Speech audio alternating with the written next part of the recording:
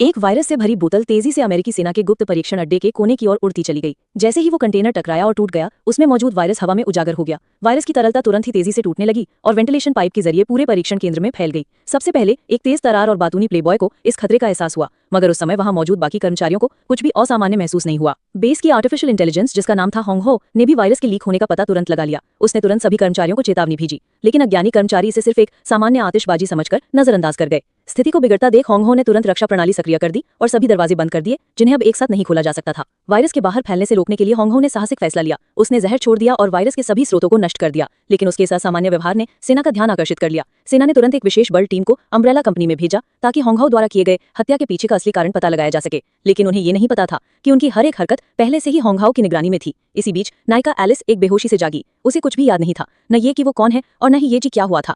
उसके संभलने से पहले ही स्पेशल फोर्स टीम वहां धाम की और उन्होंने एलिस को बताया कि उनका असली मकसद होंगहो को हमेशा के लिए बंद करना है, ताकि वो फिर से इंसानों को कोई नुकसान न पहुंचा सके। फिर वे सभी इनर पैलेस की ओर बढ़े। जल्द ही वे एक सक्रिय सुरंग में पहुंचे, जिसके पार होंगहो का मेन स्विच मौजूद था।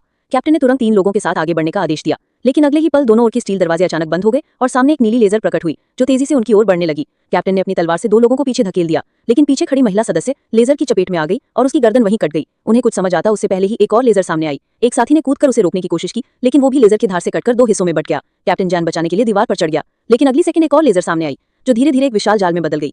संकट की इस घड़ी में बाहर खड़े जैक ने तुरंत होंगहो की डिफेंस प्रणाली बंद कर दी, लेकिन तब तक बहुत देर हो चुकी थी। कैप्टन के शरीर के टुकड़े टुकड़े हो चुके थे। टीम के इन बलिदानों ने सभी को गहरी डर में डाल दिया, लेकिन अंततः एलिस और जैक ने मिशन को पूरा करने का फैसला किया। वे होंगहो के मेन कंट्रोल रूम में पहुंचे, जहां उन्होंने डिवाइस लगाई जो होंगहो को बंद कर सकती थी। लेकिन जैसे ही उन्होंने स्विच ऑन करना चाहा, होंगहो प्रोजेक्शन के जरिए उनके सामने आ गई। उसने गिड़गिड़ाकर उनसे खुद को बंद न करने की अपील की, क्योंकि अगर वो बंद हो गई तो पूरी दुनिया संकट में आ जाएगी। जैक ने उसकी चेतावनी को अनसुना कर दिया और जबरदस्ती होंगहो की पावर सप्लाई काट दी, लेकिन उसे ये नहीं पता था कि इसी कार्रवाई की वजह से विंड एंड टाइड में छिपे महाकाय अब आजाद हो चुके हैं।